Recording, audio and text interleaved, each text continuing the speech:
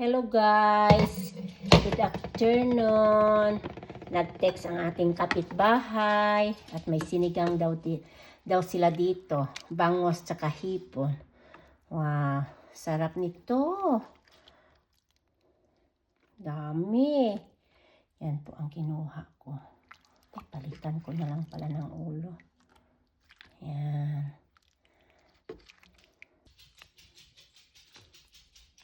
Yan. Daming ulam si kapitbahay. Yan po ang kanilang ulam. Pati kami. Ito na rin ang aming ulam. Pero lalabas pala kami ng anak ko. Magbanding daw. At alis kami ng 6 o'clock. Ang oras is 5:40. Katatapos lang ng work.